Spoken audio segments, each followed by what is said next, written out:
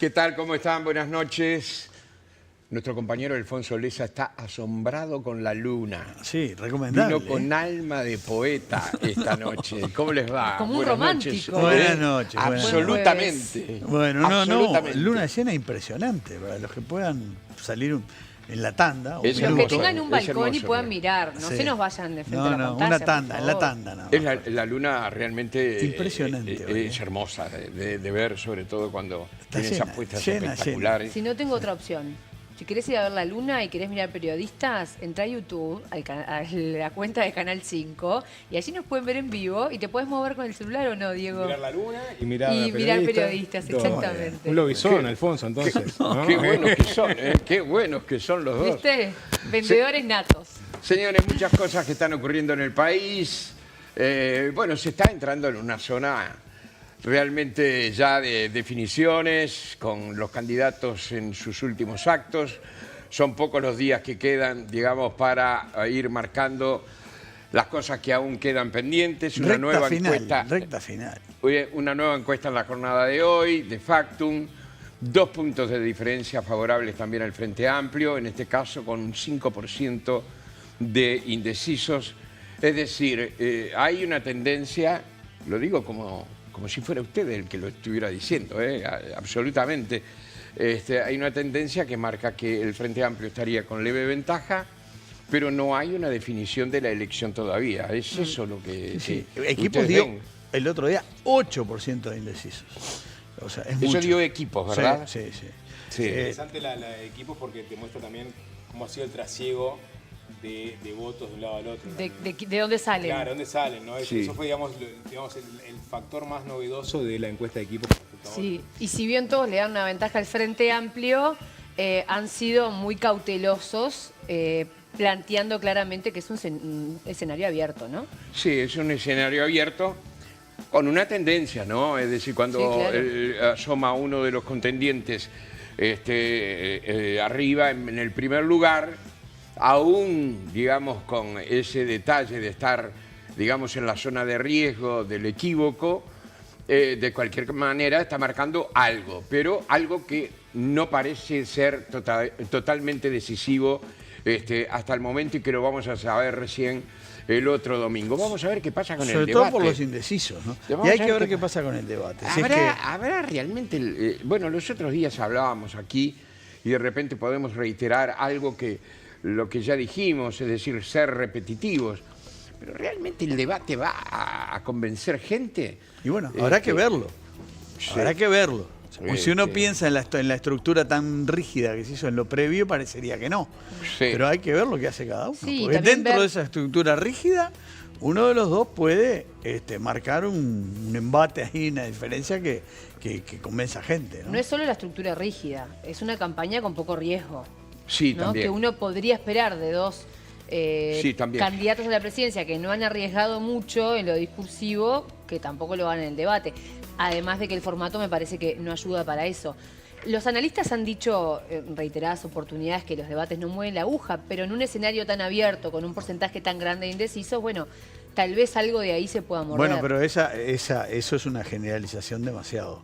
Yo puedo citar varios debates, incluso acá, que decidieron las elecciones. El de Sanguinetti y Vázquez fue ese uno. decisivo. El plebiscito del 80 fue decisivo también, Sí. entre otros. Sí. Alguno de los que tuvo Jorge Valle el año que compitió con todos. ¿Te Sí, acordás sí, que debatió con exactamente. todos? Sí. No era difícil en ese en momento. tiempos de otro interés por la política, en tiempos de Sí, otra sí. También es mirada verdad. de la televisión, Donde los o sea, medios, otros exactamente, los Sí, sí. medios en ese momento Pero eran- han definido. Muchas veces no mueven la aguja. Muchas veces no mueven la aguja. yo Es estoy de verdad. acuerdo con eso. Yo creo que luego que pase todo esto, seguramente alguien va a estudiar realmente la diferencia que existe hoy entre la repercusión que había antes, por ejemplo, en un medio como la televisión, en la opinión de la gente y el que existe hoy. Hay una cosa que... Se ha disminuido muchísimo. Hay una cosa que existe en Estados Unidos que acá no sé si se ha instalado, que son los spinners. O sea, termina un debate y están, digamos, los representantes de ambos bandos, de ambos candidatos, conversando con la gente que está en el hall de prensa, tratando de convencerlos de por qué ganó uno sobre otro y poniendo arriba argumentos, ¿no? es muy interesante porque eso supuestamente pues decanta en el resto de la población, ¿no? El poder argumentativo de los asesores de los candidatos para convencer que uno le ganó al otro. Sí. Porque Sí, en claro. definitiva también es muy subjetivo el uno ganó, a veces que es patente, ¿no? Uno de los candidatos se queda frisado y el otro lo arrasa retóricamente. Bueno, vos sabés que uno... Nixon, Kennedy. Sí, pero hay veces que, digamos, depende de qué te agarres para definir si uno superó retóricamente Sí. al otro a lo largo de todo el debate. Pero está el ejemplo de Massa y Milei, que además incluso me acuerdo que hasta lo tratamos acá en nuestra mesa. sí, Daba la claro. sensación de que Massa había sido un poco más que Milei, en el momento titubeante Milei. Fue. Sí, Eso sí. para la percepción, y después en las encuestas de opinión pública que se hacían se daba Massa ganador. Pero en la estrategia de Milei, en la construcción que Milei quería mostrar como candidato a la presidencia, en ese hombre lejos de la casta, lejos del discurso cercano a lo político de toda la vida, un hombre como más cercano al pueblo, más derrotado, más transparente, bueno, terminó siéndole funcional esa manera de mostrarse. Sí, aquí le hablás también. Vos en un debate definís, bueno, yo en realidad capaz que no le quiero hablar a toda la población, le quiero hablar a un nicho determinado que es De esa acuerdo. pecera en donde yo quiero rescatar esos De votos que me falta acuerdo, para ganar. quiero hablarle a los indecisos. Es un equilibrio difícil, porque, Sí. Sí. porque vos hablándole a un pedazo del público, a una porción, arriesgas perder otra. Claro. Entonces, en fin. Pero donde está bravo es en el exterior, Jorge. Sí, está muy difícil Una todo. explosión en pleno centro. Planalto. Sí, Exactamente, donde están- en Brasil, en la jornada de ayer. Un muerto y una... Bueno, no estaba Lula en ese momento. De alguien que había... Bolsonarista, aparentemente. Sí, ¿no? los servicios de inteligencia a veces realmente en el mundo parecen ser que están pintados, ¿no? De un hombre que había adelantado que lo iba a hacer y lo había adelantado por Facebook. Es decir, que miles de personas habían leído que este señor iba a hacer lo que finalmente hizo, que hacer Un atentado. hacer explotar una bomba, dos bombas, fueron dos explosiones que realmente conmocionó en la noche de Brasilia. Bueno, lo de Argentina, lo que está pasando... Bueno, y en Estados Unidos el gobierno que está armando Trump y las medidas que está empezando a anunciar y a tomar meten miedo. Sí, y acuerdos con Putin. Sí. Bueno, Se dice y- que acuerdos con Putin y la situación de Ucrania, que es un gran signo de interrogación. Sí, y temas muy relevantes también del quehacer social en nuestro país. Una nenita, una bebita de 5 meses Bueno, asesinada por su terrible. padre. Los menores- Una joven de 12 años violada por su profesor del Sí, sí. liceo en el departamento de Tacuarembó. Sí. Y un montón de casos que tienen a los menores, a los niños, niñas y adolescentes como protagonistas, que realmente Ese chico que fue asesinado por una policía. una policía... Una joven que en moto. fue violada en el Prado, Sí. en el mismo lugar donde ya otras mujeres habían Sí. denunciado, bueno, no exactamente, ¿no? Pero Pero en la zona. en la Sí, zona, ¿no? una de las zonas que hoy es más iluminada acá Sí. en Montevideo, es extraño, ¿no? Bueno, en fin. Y además con la policía prácticamente dentro del Prado. Muchos de estos casos lamentables son intrafamiliares también, ¿no? Sí. Bueno, Ahora, el tema de los menores como víctimas y el tema de los menores también como victimarios es uno de los grandes temas. Pero el tema de las armas, es impresionante observar la cantidad de gente que maneja armas en nuestro país. Aparentemente, escuché los otros días que se trata, hablamos mucho del consumo, por ejemplo, de estupefacientes, pero más allá de lo que los narcos hacen entrar aquí a nuestro país, aparentemente entran tanta cantidad de armas como de falopa, ¿no? En el Uruguay. Es terrible, ¿eh? A propósito de la minoridad, simplemente para decirle a la audiencia, el martes vamos a tratar ese tema con un especialista del Sistema Integral de Protección a la Infancia y Adolescencia contra la Violencia. El CIPIAP va a estar aquí para poder un poco ir a territorio, consultar qué es lo que sucede, qué está pasando con el sistema estatal, que evidentemente no estamos encontrando respuesta para hacer frente a la violencia, como decía Alfonso, intrafamiliar, donde también son víctimas niños, niños y adolescentes. Es un tema que realmente nos debe alarmar muchísimo, porque además proyecta la vida de muchos jóvenes hacia el futuro, ¿no? Jóvenes ¿qué va a ser de ellos dentro de 5 o 10 años? ¿Qué es lo que va a ocurrir con ellos dentro de 15 años? Realmente es un problema... Tuviste un desenlace hace poco fatídico, a propósito de una persona que había sido abusada en su momento. Sí. ¿no? Sí. O sea, Múltiple la violación. pregunta que te haces vos, Jorge. Sí, sí, sí, ¿no? sí. Es un gran tema, ¿verdad? ¿Dónde inicia esa violencia también, no? Como si soy un niño que me crío viendo esa violencia, donde mi objetivo es llegar a ser el que mueve la droga, ¿no? En las manzanas cerca de mi casa, mi familia es pura violencia. Después esa violencia posiblemente, casi que seguro, la replique. Entonces, ¿cuál es el inicio de esa violencia? ¿Esa bala, ese golpe, o comenzó también en contextos que son críticos donde también están los niños? Sí. Yo creo que lo he contado aquí, que siempre recuerdo cuando una de nuestros compañeros en Subrayado, estando en Subrayado, salimos en vivo, concretamente de la zona de Marconi. Había sido Marconi escenario de un hecho que había provocado o había sacudido la información en esa jornada. Y nuestra compañera empezó a preguntarle a los chiquilines qué querían ser cuando eran grandes. Y recuerdo la respuesta de uno de ellos que dijo, chorro como mi papá. Ahora, ojo también con demonizar determinadas zonas, No. porque los temas de violencia intrafamiliar, violaciones, etcétera, Eso es otra cosa, ¿eh? están en toda la sociedad. Eso es y algunos otra cosa, sí. niveles altos, y algunos trascienden y otros no trascienden. Sí. En fin, bueno, hay mucha cosa para oír. Pero hay algunas zonas que son más complicadas que otras. Obvio. Mucho más complicadas. Señores, dentro de algunos minutos el economista Álvaro García, coordinador de la Comisión de Programa del Frente Amplio, estará aquí en Periodistas. Pero esto viene acompañado de otras cosas que vamos anunciando.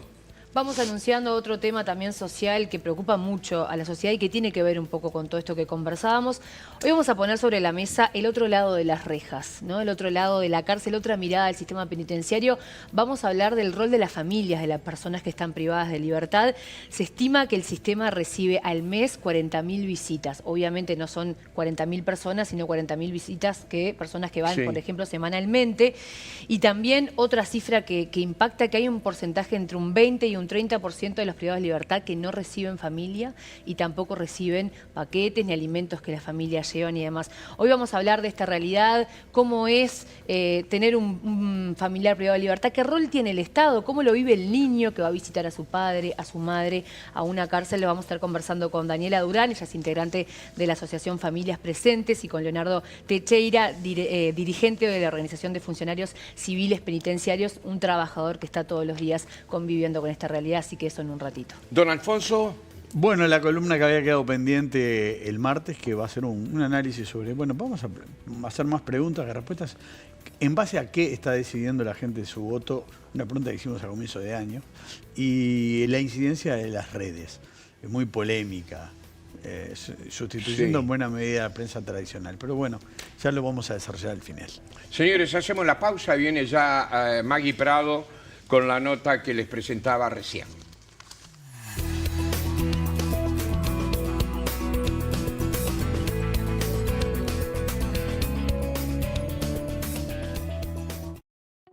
Aquí comienza el espacio publicitario.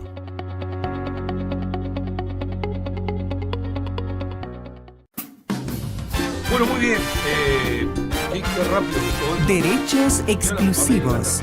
Lunes a viernes de 13 a 14 por Radio Uruguay. Ya pasó página.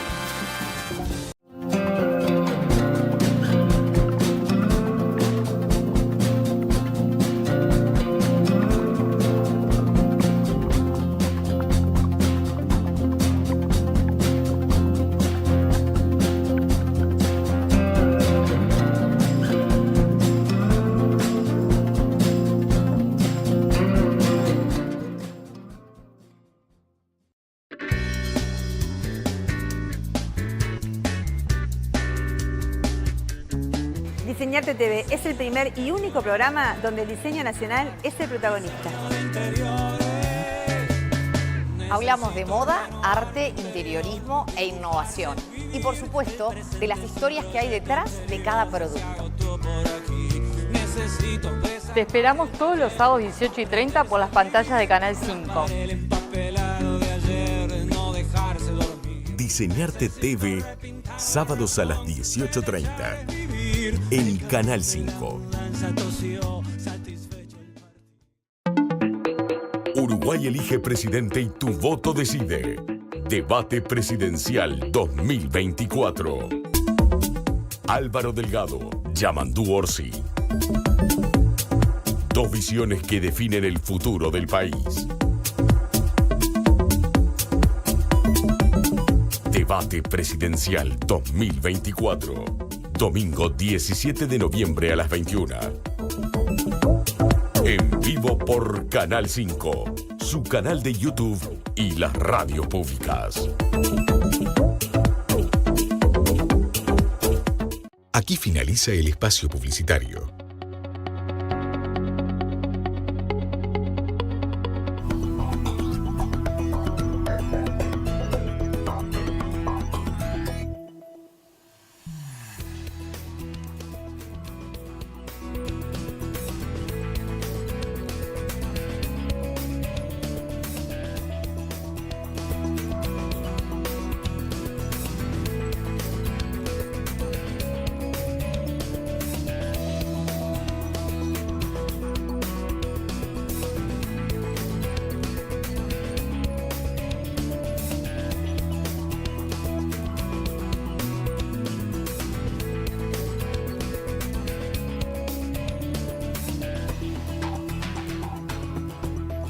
Seguimos en Periodistas y tal como les había anunciado, hoy vamos a poner sobre la mesa una de las grandes preocupaciones que tiene el Uruguay, nuestro sistema carcelario, pero intentaremos hacerlo desde otra perspectiva, desde otra mirada, otro tema que tiene que ver con el sistema penitenciario, pero del que nos ocupamos menos, y tiene que ver con la cárcel, pero del otro lado de las rejas, que son las familias de los privados de libertad que hacen también el quehacer cotidiano de nuestras cárceles. Estamos con Daniela Durán, ella es integrante de la Asociación Familias Presentes. Bienvenida, Daniela, ¿cómo estás? Muchísimas gracias. Gracias por venir. Por darnos la posibilidad de estar aquí. Un gusto. Y también con Leonardo Techeira, él es dirigente de la Organización de Funcionarios Civiles Penitenciarios. Bienvenido. Buenas noches, muchas gracias por recibirnos y por el espacio. Un gusto. Ahora vamos a conversar con ustedes, pero me parece importante antes de ir a la entrevista compartir algunos datos que grafican de alguna manera esta realidad y que se van a basar un poco en la charla que vamos a tener.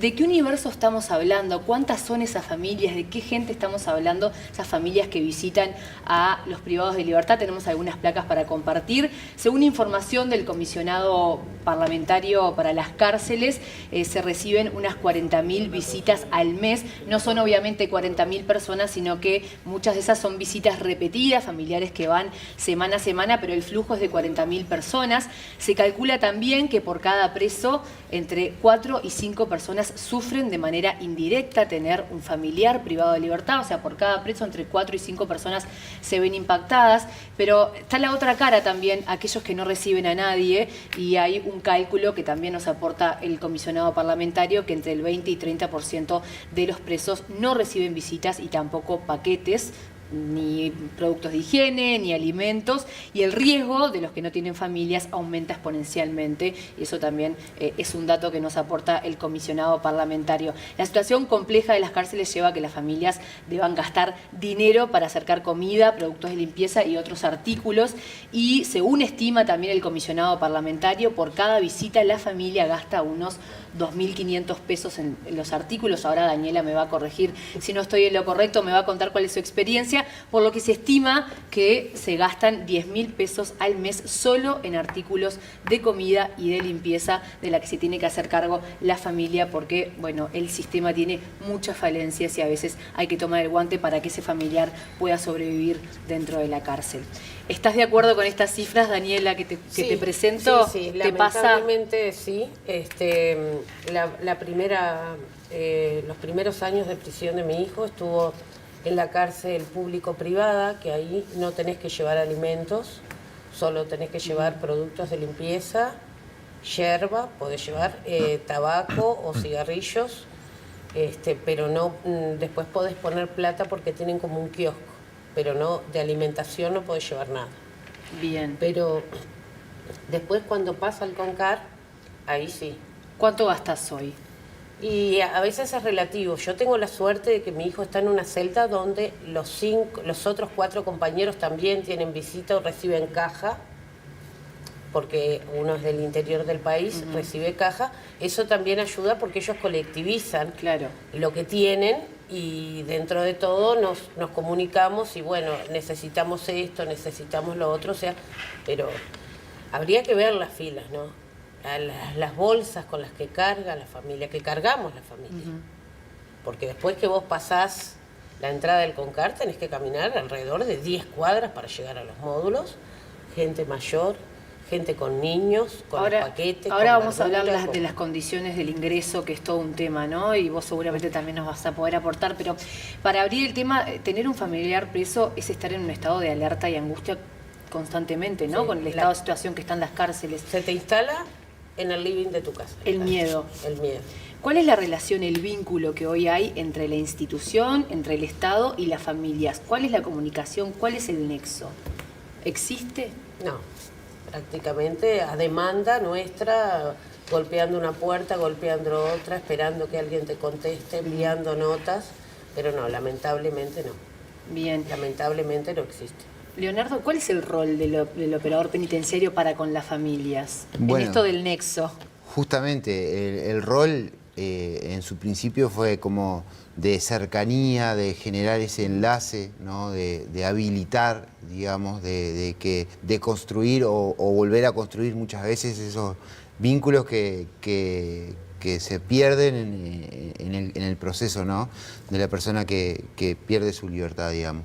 Hoy en día eso no sucede porque nosotros justamente como organización venimos poniendo en todos los medios y en la opinión pública de la enorme carencia que hay de personal que hace que no se pueda construir ni acercar, e inclusive justamente esta carencia enorme de personal hace que los espacios donde, como por ejemplo sean las visitas, no se puedan dar de una manera adecuada, ni siquiera segura.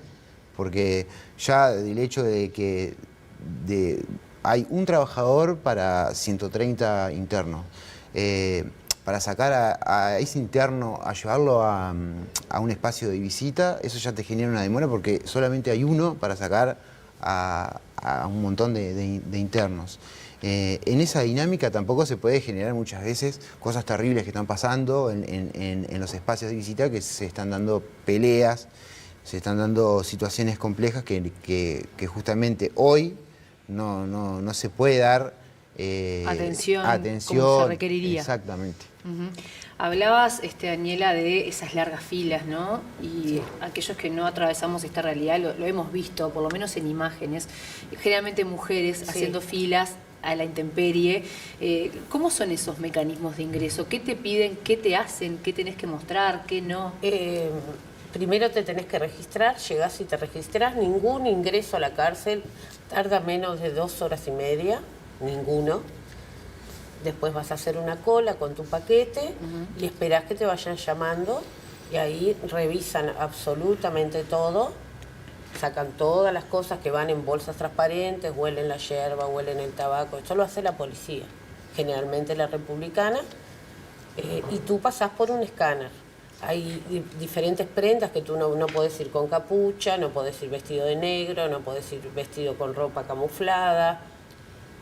Y a veces hay ropas que un día pasaron y otro día no pasan. Y a veces te tenés que volver para tu casa. Y a veces te tenés que volver para atrás o alquilar alrededor de la cárcel, que también hay negocios que te alquilan o un par de zapatos porque con ese no te dejan entrar, o un pantalón o una remera.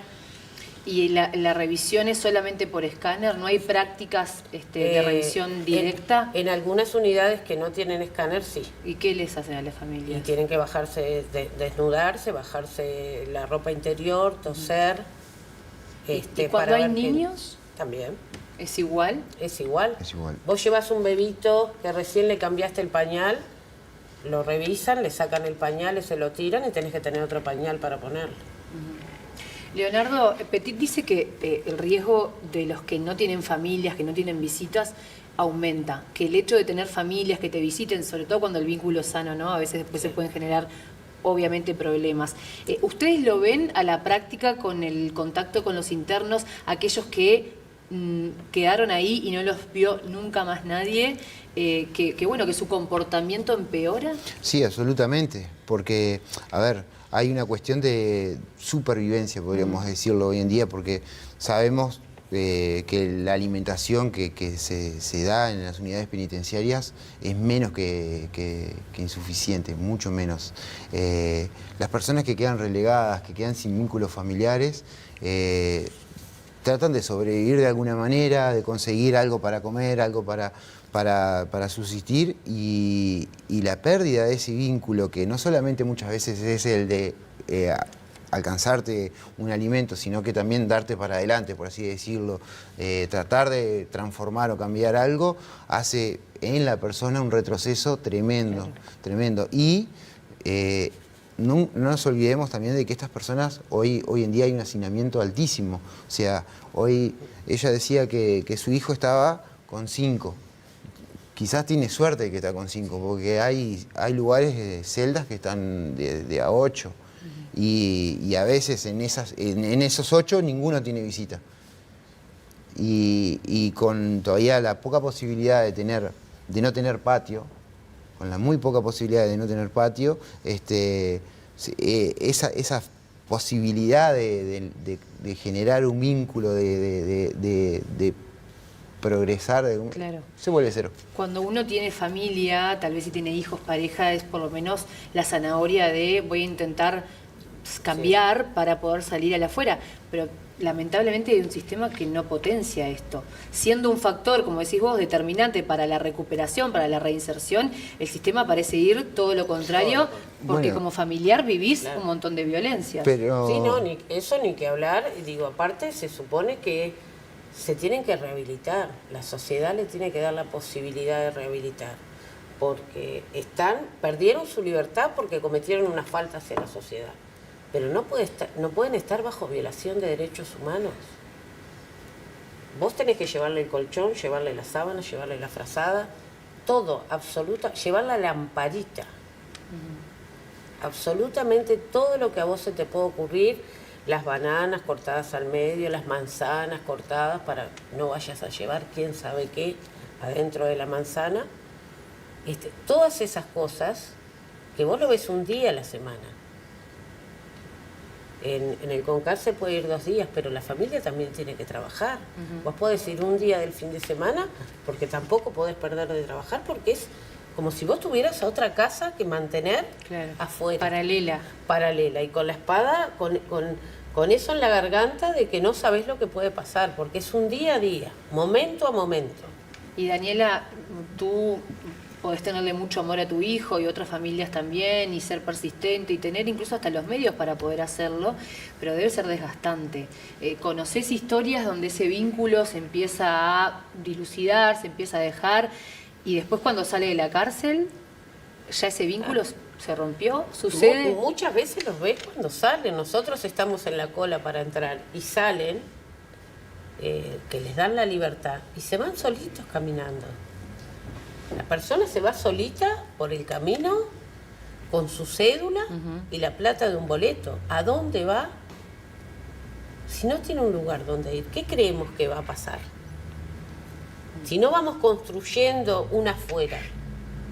3 meses antes de darle la libertad se empieza a construir el afuera. Nosotros como organización visualizamos esto de esta manera. Hay un abandono del Estado justamente en esta institución que es la cárcel. El Estado no debería dejar de observar las 3 grandes instituciones que atraviesan a nuestra sociedad, que son la escuela o educación, el hospital o la salud y las cárceles. En ese ciclo hoy en día, bueno, justamente nos convoca el tema cárceles. ¿Qué podemos decir de las cárceles hoy en día? Bueno, que está haciendo un agujero negro que se está llevando vidas, porque venimos de hace muy poco tiempo lamentar la pérdida de vidas de personas privadas de libertad, y vemos que no están existiendo políticas reales de fondo que solucionen esto.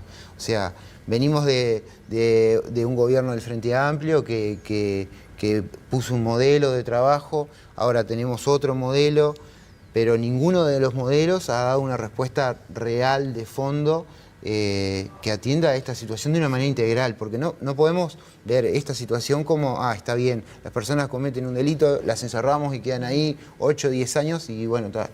No, tenemos que ver de alguna manera de trabajarlo de una manera integral, desde la familia, desde la salud mental. Sí, los países que han tenido éxito en seguridad se han dado cuenta ya hace mucho más tiempo que invertir en la cárcel es invertir en la seguridad pública, ¿no? Y en Uruguay parece que todavía nos cuesta, y tal como decías vos, es la construcción de todos los partidos políticos y años de, bueno, gestiones, no sé si decirle erróneas, o seguramente hay voluntades de poder mejorar, pero no era un tema prioritario. Pero sin irme de esto del foco de las familias, hay también allí la presencia de niños, como decíamos, que no solamente ven a su madre, a su padre, a su familiar tras las rejas en un lugar donde puede ser muchas veces hostil, con un olor particular, ver rejas, ver alambrado, ver armas, ver policías. ¿Hay protocolos específicos para niños? Y protocolos hay, difíciles de cumplir, se hace porque no tenés forma muchas veces de controlar por justamente las grandes carencias de personal. Yo, a experiencia personal, lo que te puedo comentar que realmente es muy complejo es cómo esos niños y niñas empiezan a ingresar al sistema, a visitar a un padre, a una madre, y a la tercera o cuarta visita ya normalizan lamentablemente que hay una reja, que papá se tiene que quedar acá y empiezan a normalizar la visita, que prácticamente llevan ellos los paquetes y prácticamente conocen el nombre del llavero. Y eso es una cuestión que lamentablemente lo que hace es forjar un camino hacia ahí, hacia ese lugar. Ese niño empieza a ver que al padre y la madre lo tienen en un lugar donde lo puede ver una vez cada 15 días, con un lugar todo roto, todo sucio, donde se pelean, donde no pueden ir a un baño. Y eso hace complejo porque nosotros generalmente aprendemos por repetición, por lo que vemos. Y es difícil transformar eso. Sí, ni que hablar. Daniela, ¿cuál es la relación entre las familias que están en la misma situación? Esas filas, me imagino que te encontrarás con hombres y mujeres a los que... Más que nada mujeres, ¿no? Si sí, vos mirás las mujeres somos las que cuidamos. Claro, ese rol también está asignado a nosotros.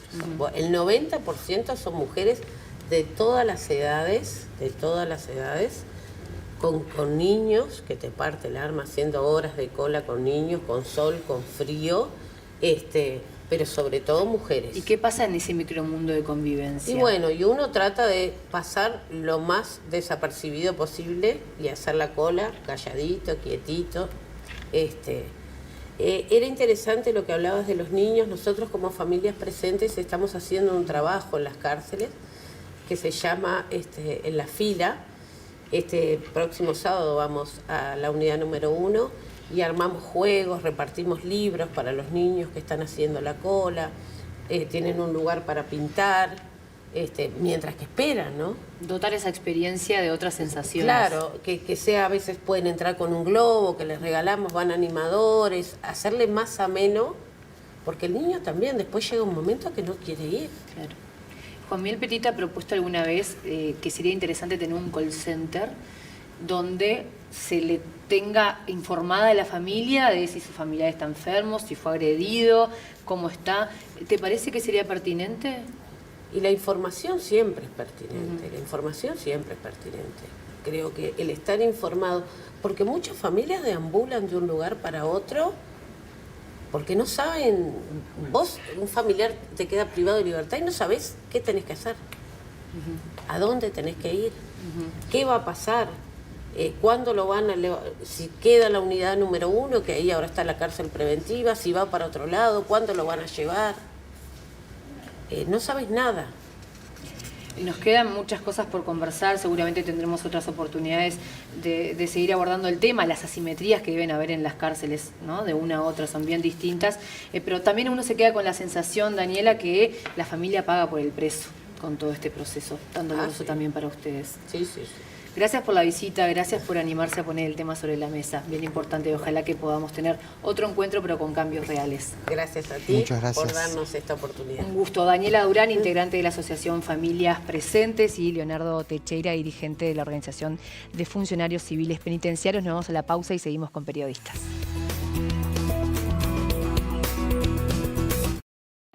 Aquí comienza el espacio publicitario.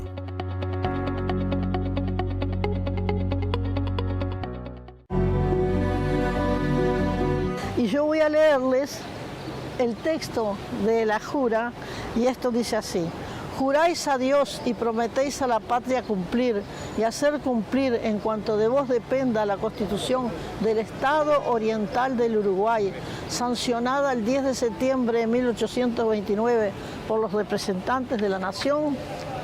Juráis sostener y defender la forma de gobierno representativo republicano que establece la Constitución. Si así lo hicieres, Dios os ayudará. Si no, Él y la patria os lo demandarán. Bueno, entonces, esto lleva un buen rato, pero después vienen los grandes festejos.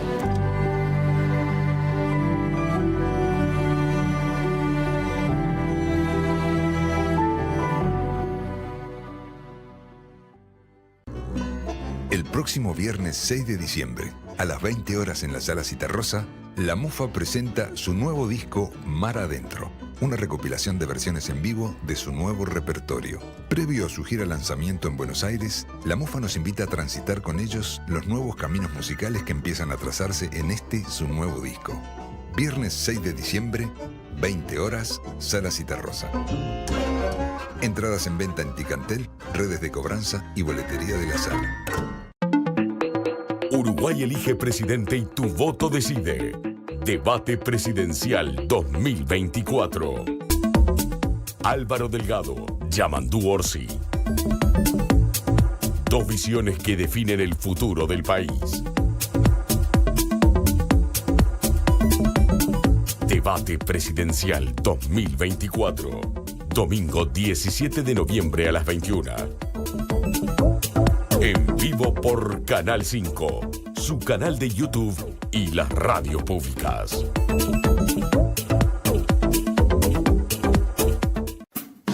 Muy buenas tardes, amigos, ¿cómo están? Espacio Vida, sábados de 13 a 14 en Radio Uruguay. Espacio de Cicam, por supuesto. Y aquí estoy con Roberto Agüida y la Lanzón. Miguel Chagas, Rosario Collazo, Diego Domínguez y Virna Castillo.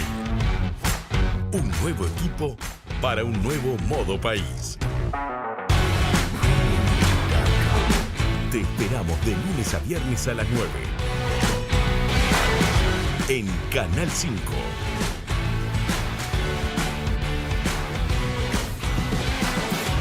Aquí finaliza el espacio publicitario.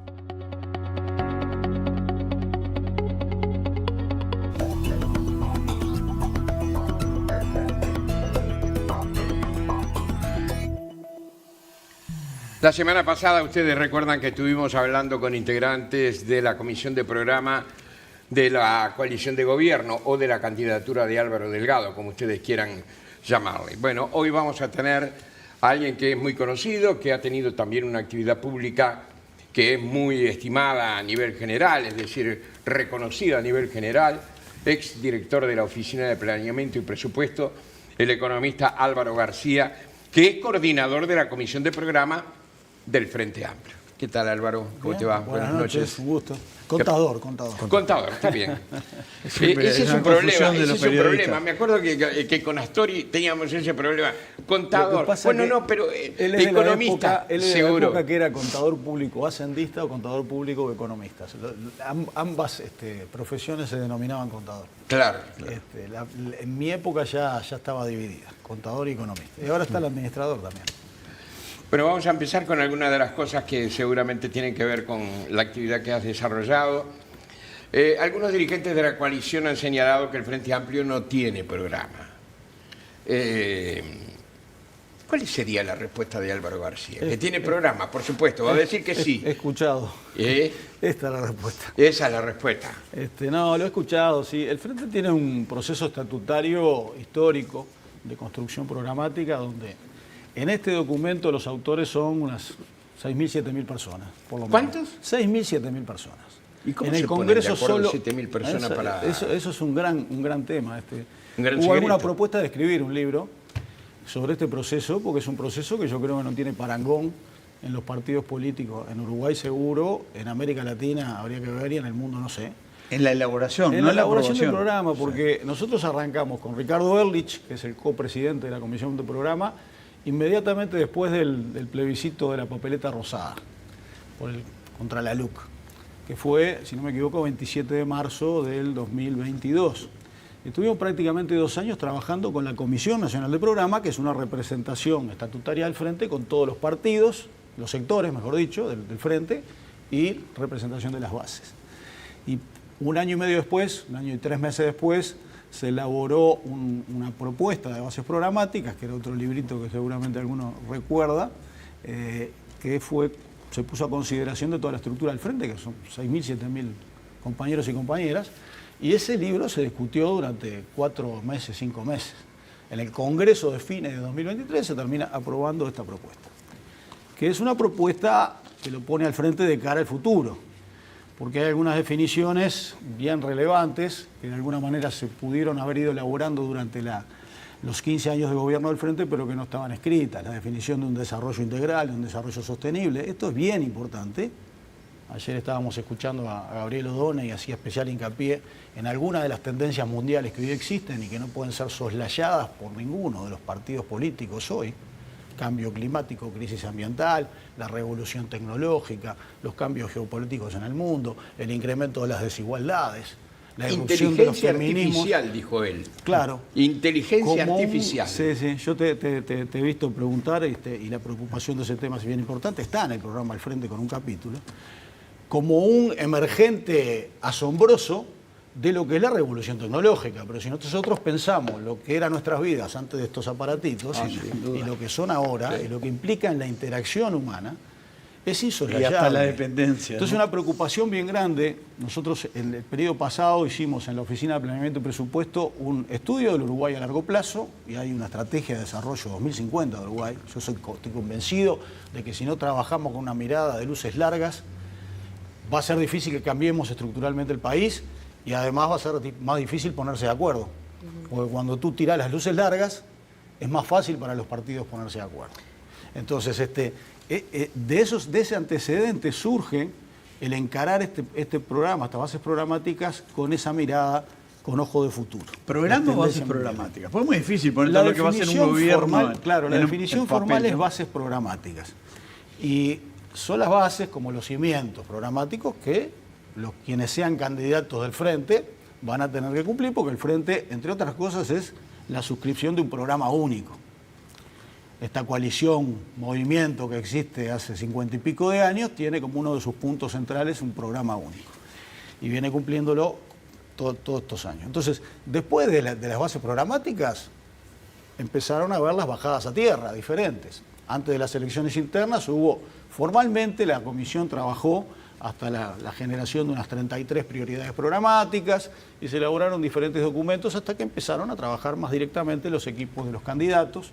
Y la última versión de propuestas concretas que tenemos y de bajadas a tierra fue en Colonia, cuando Yamandu Orsi presenta 48 medidas. García, ahora vamos a recorrer algunos de esos puntos, pero ustedes dicen y lo han sostenido durante toda la campaña que hay 2 modelos de país, ¿no? Que el Uruguay tiene que elegir entre 2 modelos de país. Y cuando uno revisa el compromiso por el país de la coalición y las bases programáticas del Frente Amplio, incluso se ha estudiado, hay varias similitudes en las preocupaciones, en los temas que importan.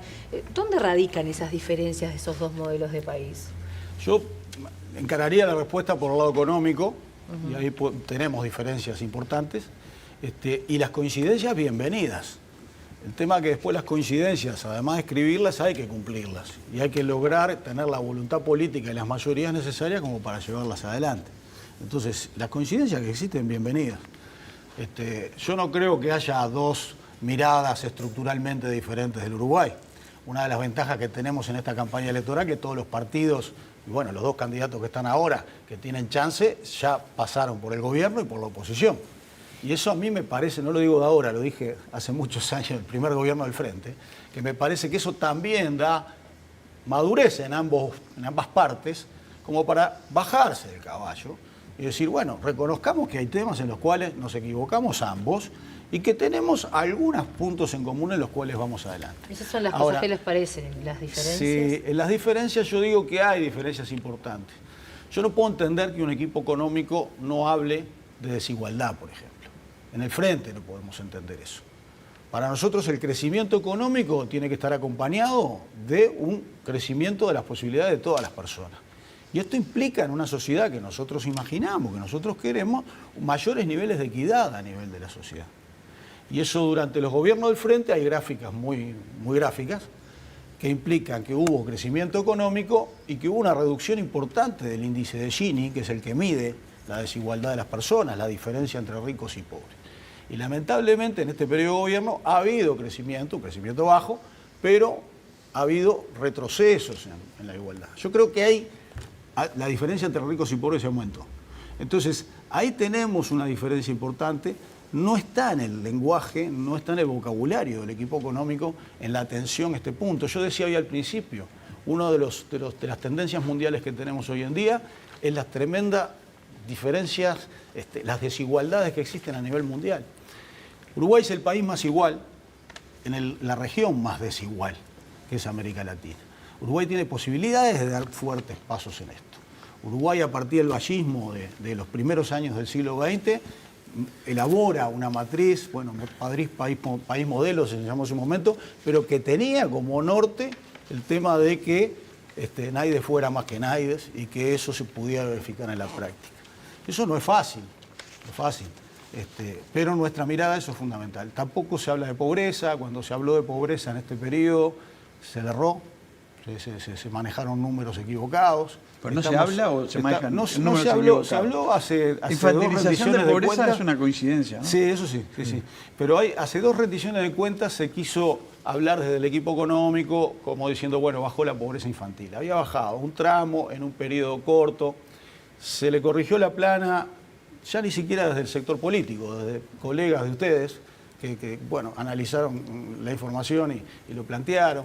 No se habla del tipo de cambio, se habla de la inflación. Ahora después hablamos de inflación y tipo de cambio, porque está bueno meterse en las diferencias y las visiones diferentes o convergentes que tienen. Esas 3 son omisiones, pero después hay cosas que se dicen que no son reales. Y ahí tenemos algunos puntos como medias verdades, lo salarial. El salario rinde más que en 2019. Bueno, entramos en la discusión del día. En el sector público no es así. En el sector privado se llegó a niveles de 2019, pero nos olvidamos de decir que en el medio hubo una pérdida importante. Y eso es bolsillo de la gente. También tuvo la pandemia, estuvo la sequía y la guerra. Sí. Yo no quiero recordar la época que fui ministro, pero tuvimos la crisis financiera internacional. El petróleo se fue a $150. Y de registro de sequía, el 2008, revísenlo, pero es el más alto puntual del año de sequía, en Uruguay. ¿No lo reconoce histórico más alto. ¿Cómo no voy a reconocer? Fue internacional eso. ¿Cómo no voy a reconocer? Sí. ¿Cómo no voy a reconocer? Y lo del 2008 también. Sin duda. Y un shock de demanda y de oferta al mismo tiempo. Ahora hubo un rebote y salió, y otros países se comportaron distintos que Uruguay, ¿no? Entonces ahí hay diferencias también. Uruguay fue de los que tuvieron mejores resultados, sí. ¿Mejor que Uruguay? Sí, mejores resultados en materia. Y en la región, varios, sí. Estoy hablando en temas de sociales, ¿no? De salida posterior y de crecimiento y de rebote de crecimiento, sí. Por ejemplo. Y en el mundo, y alrededor, Brasil, por ejemplo. Invirtieron más que Uruguay. Ahora después nos metemos con la inflación. Yo creo que ahí se podían haber encarado diferente las cosas. Con el tipo de cambio. Ante una drama como fue la pandemia. Pero habló de Gabriel Odone, ¿no? Y me interesa la visión de Álvaro García sobre el rol que puede tener Odone en caso de que sea ministro de Economía, sea en el Frente Amplio. Si él va a poder plasmar su cosmovisión, ¿no? Como lo hace habitualmente cuando expone, digamos, él presenta su visión del mundo, después lo baja a tierra a Uruguay. si él va a poder desde ese rol digamos, hacer esos planteos, o lo ve más como un ministro de Hacienda, ¿no? En el sentido de que va a cuidar los equilibrios macroeconómicos y esa va a ser como su función central. No, yo creo que yo lo conozco a Gabriel hace más de 40 años. A veces cuesta decir esto porque empieza a delatar se suman las décadas. Sí, sí. Bueno, son datos. Pero compartimos, sí, está bien. Compartimos facultad, yo soy un poco mayor que él. Y compartíamos sector también. Él estuvo un tiempo en el partido de la Juventud Socialista. Gabriel viene de una familia, sus padres historiadores absolutamente prestigiosos, o sea que...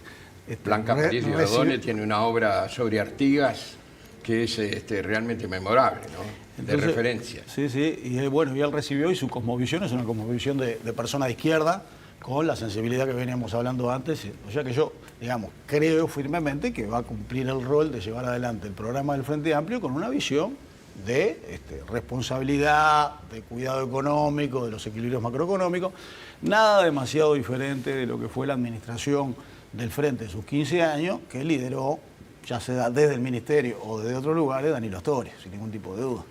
Entonces me parece que es una muy buena decisión que se ha tomado y me da una tranquilidad muy grande que esté Gabriel y, como decía Yamandu Orsi el otro día, que haya un equipo de gente muy joven, que todos hemos trabajado con ellos y ellas, que están apoyando en este momento las tareas que se están haciendo en cuanto a las propuestas que se presentaron, a la preparación del debate del domingo y que seguramente estén en los equipos económicos apoyando. Él es un economista destacado, tiene una larga trayectoria, con sensibilidad de izquierda, ha estado mucho también en la empresa privada, ¿no? Un papel destacado. No todas sus ideas son compartidas por todos. Él estuvo aquí e hizo algunas afirmaciones que generaron un revuelo bárbaro y enseguida salieron a respaldarlo Sánchez, el propio candidato presidencial. Parecería que va a necesitar cierto blindaje. El MPP va a ser el blindaje. Bueno, el Frente nunca fue unanimidad, ¿no? No, eso está claro. Eso creo que es claro. Y el Frente, bueno, pero estaba, por ejemplo, Astori, que recién lo nombraban. Claro, sí. Bueno, por eso es un rol importante y el rol del respaldo político, como tú decías claramente, ¿no? Además con una presencia, una votación del MPP que ha sido realmente avasallante en estas elecciones, ¿no? Una presencia muy importante, creo que es mayoría histórica en el Frente seguro y bueno, no sé en el país, pero habría que remontarse pero eran otros electorados y no era obligatoria, o sea, no es comparable. Sí, vos sabés más que yo. Sí, del 71 en adelante, sin duda, claro. Bastante. Claro. Bastante. O sea, el MPP va a ser un poco la... Sin duda. Y bueno, todo el Frente, ¿no? Digamos, habrá diferentes visiones, habrá otras miradas, pero digamos, el Frente Amplio define y actúa en unidad, ¿no? Álvaro, recién hablabas de una cosa que seguramente mucha gente debe compartir, que es la de mayor igualdad, ¿no? Y cuando ustedes alcancen eso, seguramente habrá gente que vendrá y dirá mayor igualdad. Y estaremos todos de acuerdo porque realmente por la vida de todos eso sería bueno. Se habla que el Uruguay es uno de los países más caros. Orsi ha señalado que uno de sus deseos es aumentar el poder de compra de los uruguayos. ¿Cómo se logra eso? Bueno, primero que nada... Lleva tiempo, ¿no? Sí, claro. Lleva tiempo. Sí. Una de las cosas que podemos exhibir de los 15 años de gobierno del Frente es que en 14 de los 15 años hubo incremento de salario real. Ese es un punto importante. Salario es costo de las empresas, o sea, no es una cosa que se pueda subir así nomás. Las variables económicas en general tienen que tener su equilibrio. Por lo tanto, el hecho de defender el bolsillo de la gente, que en definitiva es defender también el mercado interno, porque eso trabaja a nivel de toda la sociedad, de los barrios, etcétera, si la gente tiene un mejor poder adquisitivo, es muy importante. Eso tiene dos variables, que es la variación del salario real y el control de la inflación. Siempre dijimos, la inflación es veneno para los bolsillos que tienen ingresos fijos. Entonces, ese es un punto bien relevante. Después, Uruguay como mercado pequeño tiene algunas dificultades a nivel de mercados, de los diferentes mercados de productos, que implican tengamos cosas algunas bastante absurdas, ¿no? Se pone muchas veces, por ejemplo, el ejemplo de la pasta de dientes o algunos productos. Los shampoos. Que independientemente de la relación de cambio que tenemos con los países vecinos, particularmente Argentina puede estar más despegada o menos despegada en materia de tipo de cambio con nosotros. Eso está en los dos programas, se podría hacer Existe, ya, ¿no? Claro, ahí hay una conciencia. Los dos asesores de la coalición que estuvieron el martes acá dijeron lo mismo. Producto de higiene, ese es un punto concreto que hay que atacar. Ahora, el Frente, ¿cómo atacó esto? En otro aspecto similar, digamos, que es bien importante. En un país con mercados pequeños tiende a haber monopolios u oligopolios. Y posiciones dominantes en cada uno de los mercados, podríamos mencionar diversos, desde alimentos, bebidas, lo que se ocurra. Entonces, en ese sentido, el Frente creó la Comisión de Defensa de la Competencia, que funcionó. Pero yo creo, y está en el programa del Frente, que hay que darle un empoderamiento mucho mayor. Sucedió ahora hace poco el hecho de la compra desde el exterior de buena parte de los frigoríficos del Uruguay, que iba a implicar una posición dominante en el mercado por la cantidad que se compraba. Estuvo la Comisión de Defensa de Competencia en visibilidad pública. Bueno, aprovechemos ese hecho para también convenir con todos los partidos y darle un empoderamiento mucho más grande para todos los temas, ¿no?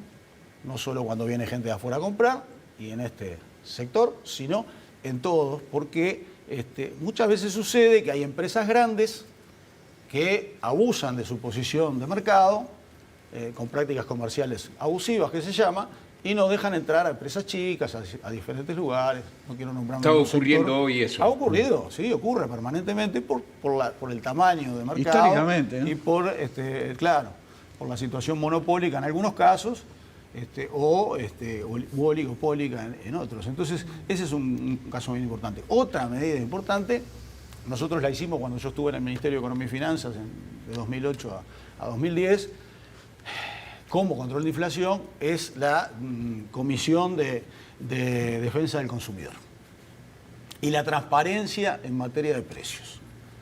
Entonces había, hasta creo que era acá en Canal 5, Televisión Nacional, que había un programa que recibía a un compañero, a un funcionario que venía a poner en la tele lo que estudiaba la Comisión de Defensa del Consumidor. ¿Barandiarán no era? Era Bruno Delgado. A Bruno Delgado. Bruno Delgado, funcionario que además le gustaba mucho esa tarea y venía y la hacía muy bien y comentaba de cuáles eran las diferencias de precios, difundía el trabajo de la Dirección del Consumidor, que era un relevamiento de precios de canasta de consumo en diferentes barrios de Montevideo, en diferentes ciudades. Y eso también es importante a la hora de que la gente conozca, que pueda movilizarse o que pueda tomar decisiones. Entonces habrá continuidad en ese sentido, en de mantener baja la inflación. Sí, claro. La inflación es muy importante, pero como hay equilibrios macroeconómicos a llevar adelante, en Uruguay también, que es un mercado pequeño, la inflación está muy vinculada con el valor del tipo de cambio.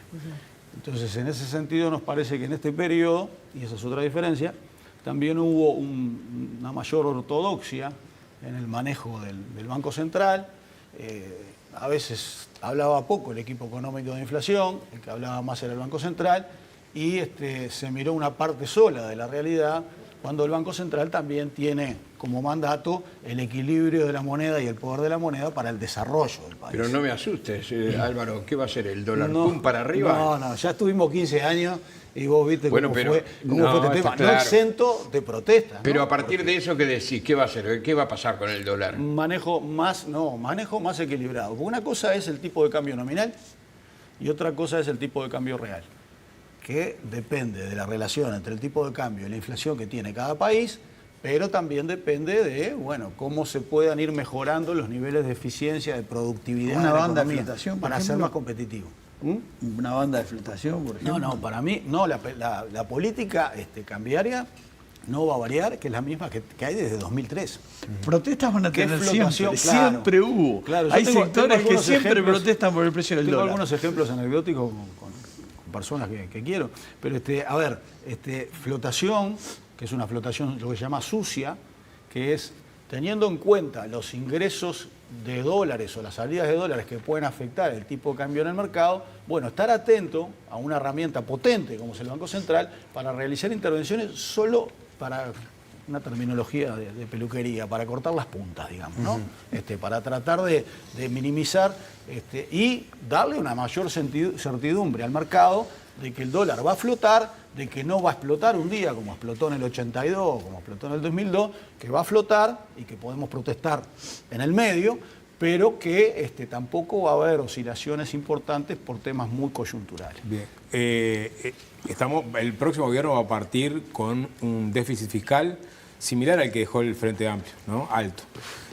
¿Cuál cree que va a ser la trayectoria de este déficit en un gobierno del Frente?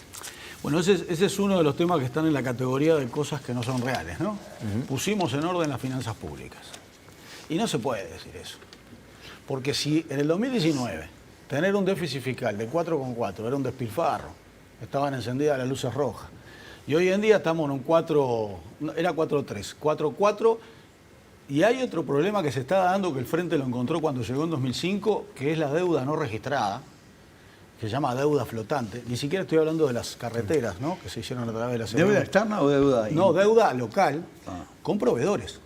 Nosotros estamos identificando que hay retrasos de pagos que van a implicar que lleguemos al 31 de diciembre, probablemente, con pagos que se tiran para el año siguiente, y eso pueden ser un par de puntos del producto. O sea que el déficit va a estar mostrando un par de puntos, 1,2, ¿no? Un par de puntos, no, 1,2 sobre producto menos. La deuda flotante es una cosa que a nosotros cuesta después, porque vos tenés que armar la bicicleta en el buen sentido, como para decir, vas adelantando pagos para que la sociedad no se vea perjudicada, para que las empresas no se vean perjudicadas, las que trabajan con el Estado cobren en tiempo y forma. Entonces, no se puede decir pusimos en orden las finanzas públicas. Dicho esto, máxime, cuando vos tenés además un 11% por lo menos más de deuda sobre producto de lo que tenía. Dicho esto, es lo que está planteando Gabriel Odone con toda claridad, y ayer lo planteó muy claramente en la charla, y lo está diciendo, que bueno, que va a haber que marcar prioridades. No es nada nuevo. Cuando uno tiene dificultades, lo hace en su casa, que todo lo hace no en se su puede. empresa, lo Pero hay hace que hacer en un el ajuste, país. digamos, para bajar puntos o algo, ¿o no? No se está hablando de ajustes. ¿Y cómo se baja entonces? Bueno, ¿O no se va a hay una bajar? variable que es fundamental, que es todos tenemos que traccionar para un mayor crecimiento económico. El país está creciendo poco, ya desde el último periodo nuestro, y tenemos que lograr un mayor crecimiento económico. Y ahí hay que lograr mover algunos aspectos que en un mundo como el de hoy pasan por hacer apuestas importantes. Por ¿no? ejemplo. Mira, cuando estuvimos en el OPP y en el trabajo de Uruguay 2050, Estrategia de Desarrollo 2050, identificamos 6 complejos productivos estratégicos en Uruguay. Eso es una cosa muy importante inclusive para el sector privado o para los inversores que vengan del exterior, de decir, bueno, es un país, por ejemplo, Uruguay, que apuesta a la producción de alimentos, que apuesta al complejo forestal madera, que tiene un desarrollo bien relevante, que apuesta a las tecnologías de información y comunicación. Eso fue en ese momento. Fue en Hoy, ese ¿cuáles momento. serían las apuestas? Mirá, me gustaría que en estos 5 años se hubiera seguido trabajando en eso. Lamentablemente, la ley de presupuesto se eliminó la Dirección de Planificación de la OPP y no se continuó este trabajo. Pero igual tiene vigencia.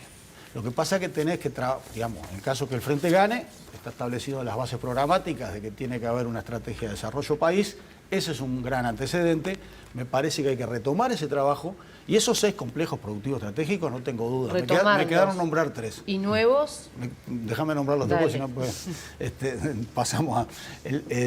Dije, alimentos, porque vienen bien relevante esto. Hemos hecho apuesta como país a sectores que murieron porque el mundo no los demandó más, o porque otros países tuvieron mayores niveles de competitividad que nosotros.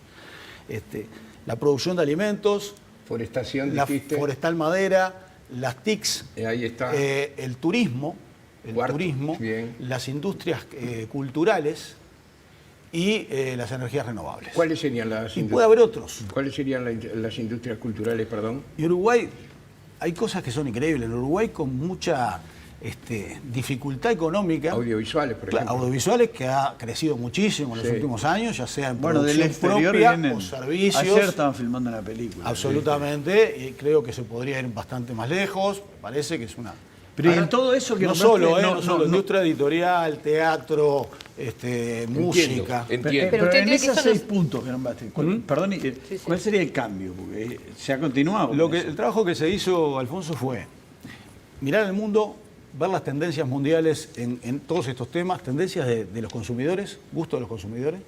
Por ejemplo, en el tema de alimentos, tú tenés en el mundo una tendencia fuerte al crecimiento del vegetarianismo, o estás, revolución tecnológica mediante, el mundo está produciendo carne sintética. Podrá pegar más, podrá pegar menos, podrá gustarnos muy poco, pero son cosas en las que existen hoy en el mundo. Pero despierta mucha oposición acá, ¿no? ¿Por qué? Y bueno, lo que pasa es que para cambiar las cosas hay que lograr, la política es el arte de hacer posible lo necesario. Esa definición me gusta. Entiendo los enfoques, entiendo las temáticas, y usted pone el ejemplo del vegetarianismo y la posibilidad de... Es un ejemplo. Por eso, pero como ejemplo. Pero para captar esas inversiones, para potenciar esa industria acá, ¿qué se les va a dar? Bueno, ¿Cómo se va a hacer? Porque las ideas o detectar esos nichos lo podemos hacer todos. Hay herramientas, hay cosas en las que coincidimos. Todos los gobiernos de los últimos 30 años en Uruguay, cuando salimos al exterior, hacemos hincapié en nuestra seguridad jurídica, en nuestra seriedad como país, en el respeto de los contratos, etcétera, etcétera. Estamos de acuerdo en Eso todo. es un gran activo, un gran activo. Eso es un gran tema. Y después incentivos, ¿no? Herramientas. Como han existido hasta ahora, quizás algunas haya que revisionarlas, pero las revisionará el futuro, la gente, digamos. Y eso solo va a traccionar. Herramientas que tenés como país para atraer inversiones. La ley de inversiones es una, por ejemplo. Eso solo usted entiende que va a traccionar. Yo creo que acá hay un punto en el cual le tengo enorme fe a Yamandú y a Carolina también, que tiene que ver con el diálogo. Yo a veces pongo un ejemplo. Tratemos de imaginar que hay un dron en aquella época, hace 20 años, y sobrevolaba la ruta 101. Acuérdense, vos también no te podés escapar de este margen de tiempo, no sé tú. Yo no. Pero hace 20, 25 años recorría la 101, la 102 y era un páramo. Era un montón de terrenos vacíos uno al lado del otro. Y hoy en día vos vas por ahí y es un desarrollo bien importante. Bien importante.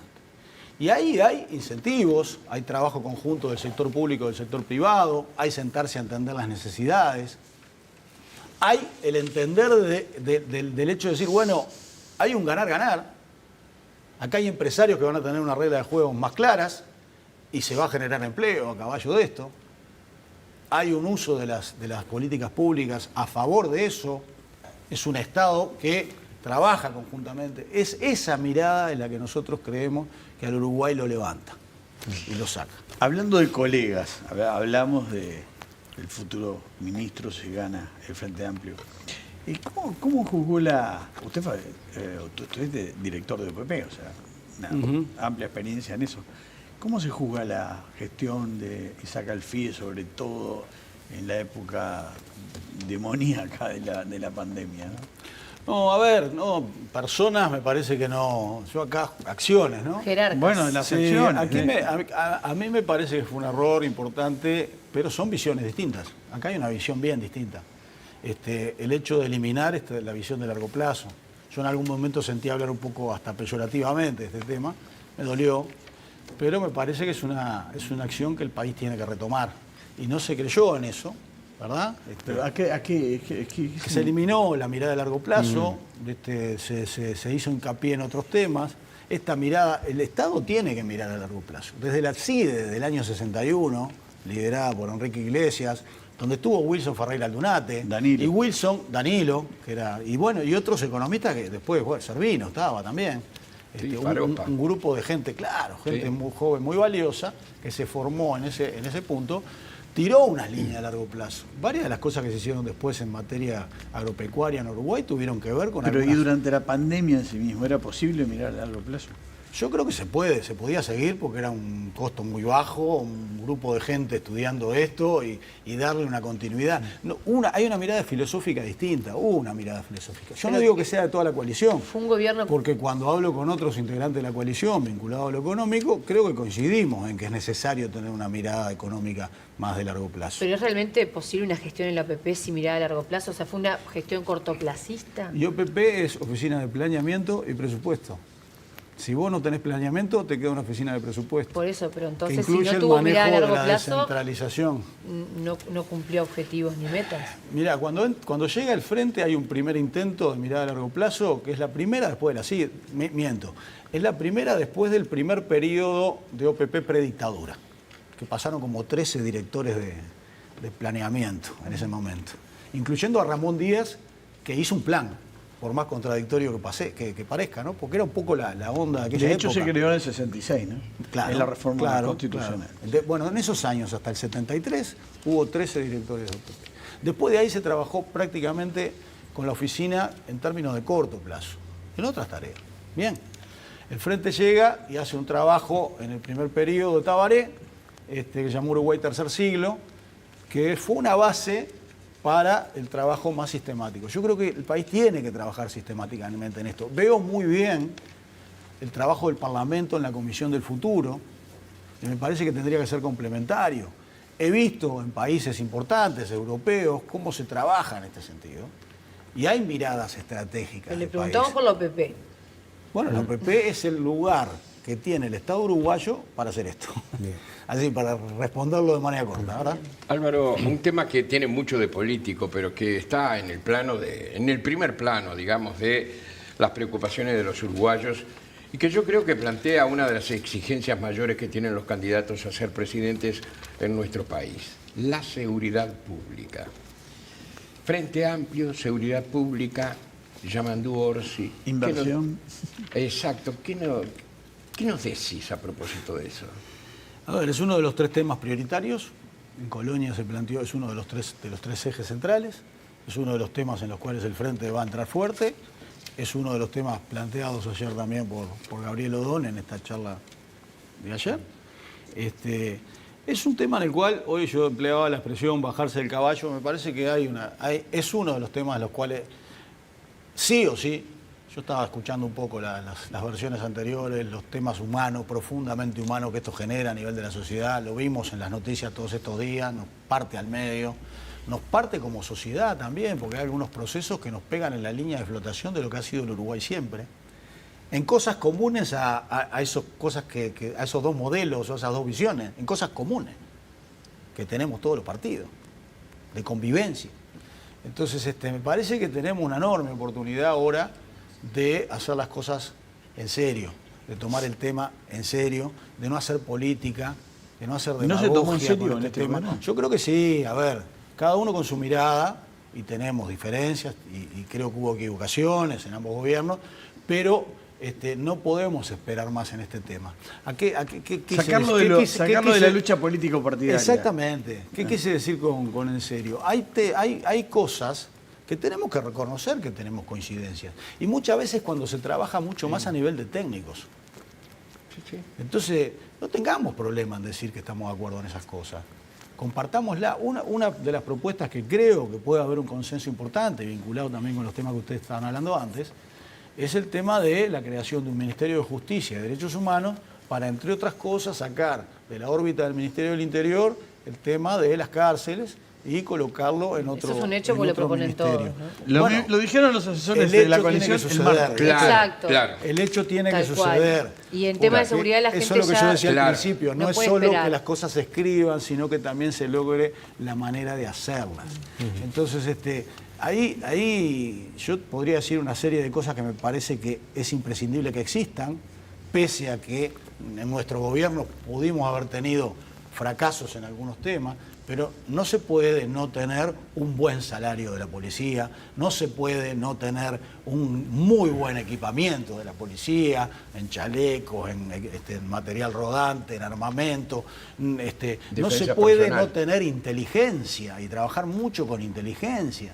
Recuerden cuando Novik, que era muy crítico de este tema, trajo a Giuliani y fueron a ver el equipamiento que tenía el país en ese momento y salió asombrado el Giuliani. Le salió un poco el tiro por la culata al candidato en ese momento. Pero fue así. Y entonces ahí todo el tiempo era renunciar.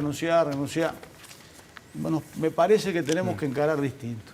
Y bueno, creo que tenemos una gran oportunidad para hacer. No quiero cerrar la nota sin preguntarle, como le preguntamos a varios, ¿qué va a hacer, del Frente Amplio, ¿no? ¿Qué piensan hacer con la fijación de los precios de combustible? Un tipo de fijación que implementó este gobierno periódicamente, mensualmente, a partir del precio de paridad de importación, aunque también discrecionalmente. ¿Van a continuar esta línea o no?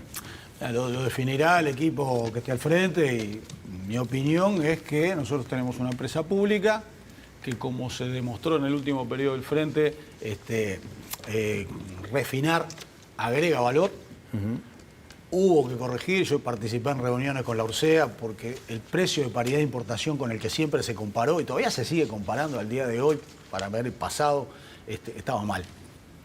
Por ejemplo, tú no podías tener un precio de paridad de importación. Hice la pregunta en una reunión, modestamente, yo era director del PP, ¿está incluida la utilidad de un importador acá? No. Bueno, nadie va a importar combustible sin tener una utilidad. Tal vez eso se arregló. Y había otros temas. Bueno, eso está ajustado, pero cuando yo vi unas gráficas que se hacían para atrás que no lo ajustaron. Entonces, a mí lo que me parece, ajustar en base a los costos me parece muy bien. El tema es que no ajustaría con una cadencia mensual. Porque así como hablaba hoy del tipo de cambio, me parece que también la empresa pública tiene que ser amortiguadora de esos movimientos, tiene espalda suficiente para hacer seguros de petróleo, seguros de cambio, como para amortiguar y darle mayor certidumbre a la sociedad. ¿Cada cuándo lo harías? Y se hacía semestralmente o anualmente, ¿no? Bien. Contador Álvaro García, coordinador de la Comisión de Programa del Frente Amplio, gracias por venir esta noche. Bueno, muchas gracias a ustedes. Hasta pronto. Gran gusto. Gracias. Señores, viene la columna de Alfonso Leza.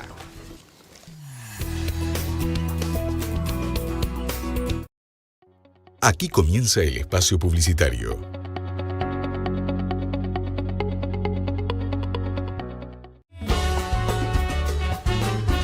Tenemos una receta infalible para que pases bien. Invitados de lujo. La mejor música en vivo. Nuestro móvil y sus notas distintas. Y mucha cocina. Le ponemos color y sabor a tus mediodías. En Basta de Cháchara, aquí en la pantalla de Canal 5.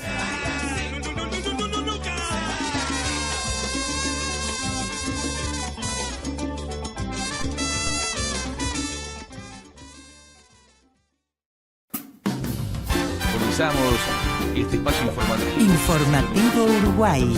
Lunes a viernes de 7 a 9 y de 12 a 13 por Radio Uruguay. Está fresco realmente, ¿eh? Itaú presenta Música de la Tierra edición 14 años, un festival de naturaleza en la ciudad.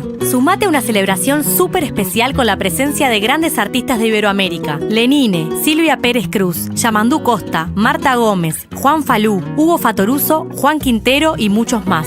Además, ruedas, talleres y fogones, gastronomía local y mercado Crea Tierra. Sábado 30 de noviembre y domingo 1 de diciembre. Teatro Solís y sus alrededores. Entradas y abonos en venta con descuentos en Ticantel y boletería del teatro. Cupos limitados. Más información, musicadelatierra.com.uy. Coorganiza Intendencia de Montevideo. Patrocina Fondos de Incentivo Cultural. Realiza Crea Tierra. Música de la Tierra 14 años. Cultura sostenible. Cada fin de semana, Alison Kennedy nos acerca a aquellos temas de interés para las personas de mayor edad. Palabras mayores. Sábados a las 10. En Canal 5. Aquí finaliza el horario de protección al menor.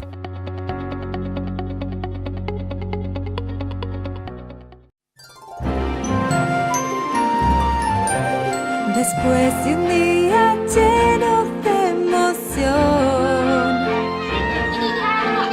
cantamos y jugamos un montón. Nos vamos a la cama, un beso y hasta mañana. Porque hay un mundo nuevo que soñar.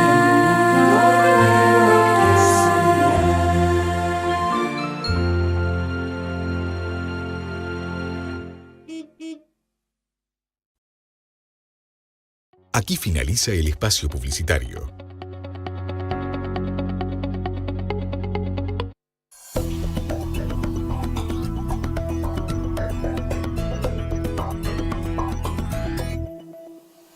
Señor Alfonso Leza, lo escuchamos. Bueno, como quien no quiere la cosa, está llegando fin de año, ¿no? Voló el año, tanto tiempo esperando el año electoral. La verdad es que pasó rapidísimo. Sí. Y yo diría además que pasó con una dureza mucho menor de la esperada. Gris. ¿Eh? Yo diría gris. No, pero también si en, usted el, me permite, en ¿no? el intercambio. Sí, digo, no ha habido un debate tan fuerte y en la medida que desfilan algunos actores importantes uno ve cada vez más las coincidencias. Hay algunas cosas que se repitieron casi textual de parte de Álvaro García, lo que habían dicho el otro día los representantes del Partido Nacional y del Partido Colorado, ¿no?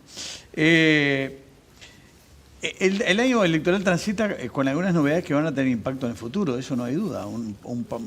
El que gane no va a tener mayoría parlamentaria, esa es una novedad, la novedad de Salle, la novedad que implicó la aparición de Andrés Ojeda, la presencia de partidos políticos chicos pero que van a incidir, ¿verdad? La caída de Cabildo, la caída de Cabildo, el aumento de las mujeres.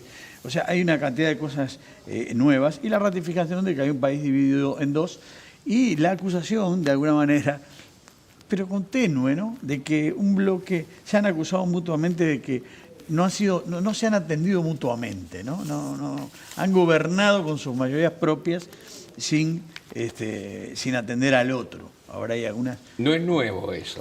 No es nuevo. No, pero lo que es nuevo es que lo que Álvaro García decía que es muy importante es que por primera vez el Frente ha estado en la oposición después de haber sido gobierno.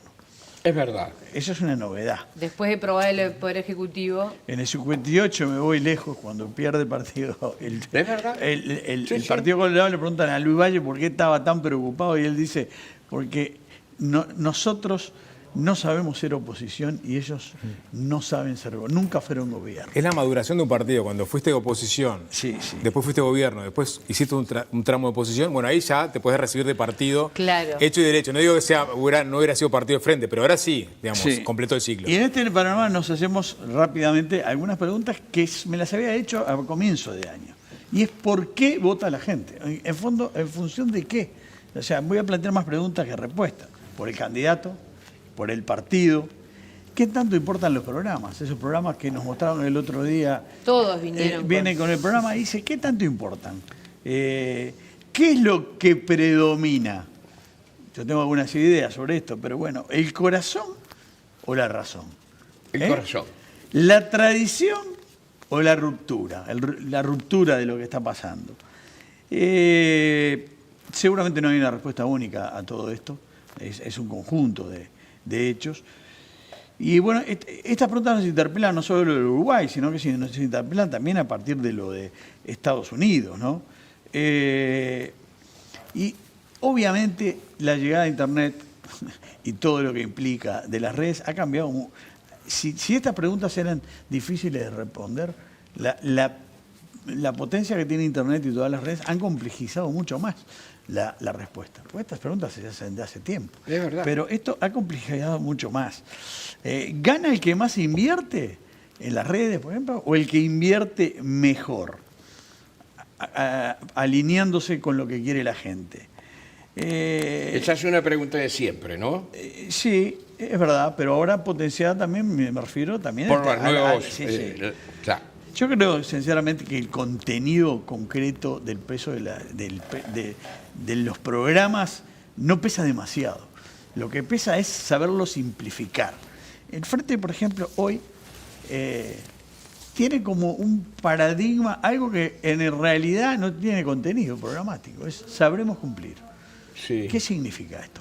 Es algo que une a todos los uruguayos, supieron encontrar una frase del himno, pero tiene mucha probablemente tiene una buena llegada muy sencilla a la gente, es decir, que gana un poco el que lo hace sencillo. Delgado no tiene ni siquiera eso. No. Es el próximo presidente, ¿no? Ahora sí, pero también usaron durante un tiempo también, es verdad. Durante un tiempo con la continuidad del gobierno. Sí, es verdad. Ahora la idea es- del continuismo. Ahora es un gobierno en marcha. Es un gobierno en marcha.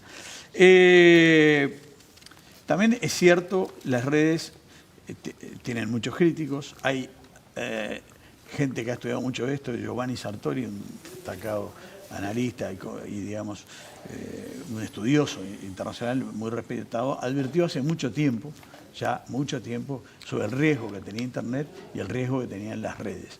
Y decía que el modo que se utiliza, la rapidez de todo lo demás, ha ido quitando capacidad de comprensión a la gente, ha afectado el demos, es decir, la democracia, y está afectando la capacidad de entendimiento de la gente. La creación de un mundo casi paralelo. Casi paralelo, exactamente. Sí. Y la gente ha ido perdiendo, y hacen advertencias sobre todo sobre los niños,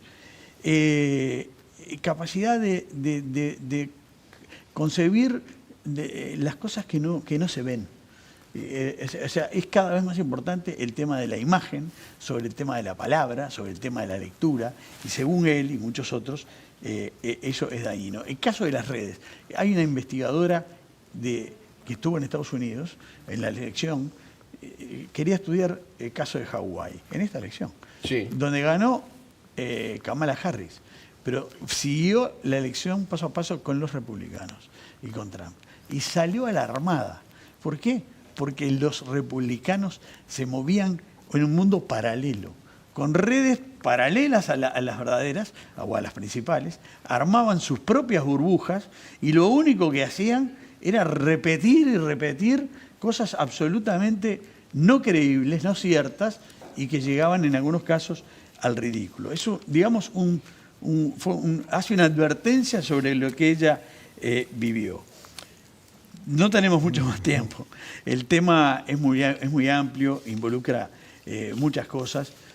Existen muchas cosas. La última de la que voy a hablar existe una cosa que se llama, y a la que también contribuyen las redes y los medios, que es el efecto bandwagon, se dice en inglés, el efecto, digamos, del tren ganador, de la gente que decide su voto, es un tema estudiado, a último momento, por lo que dice la gente que cree que va a ganar y por lo que pizarrea y por lo que dicen los medios de quién es el favorito. Y que además también advierte sobre el riesgo de que las propias encuestas terminan definiendo el voto de mucha gente. El tema da para más, era bastante más largo, pero lo podemos seguir la semana que viene, desde otra perspectiva. ¿Por qué no? Volvemos el martes, amigos, el domingo está el debate. Aquí va a haber gente trabajando en el debate, señora, y aquí en Canal 5 la van a encontrar en esta pantalla, pero nosotros también vamos el martes seguramente a traer algunas repercusiones, si no visitas, por lo menos repercusiones y opiniones de lo que ocurra el domingo próximo. Vamos, me dicen. Sí, nos vamos. Hasta el martes. Chao, chao. Chao.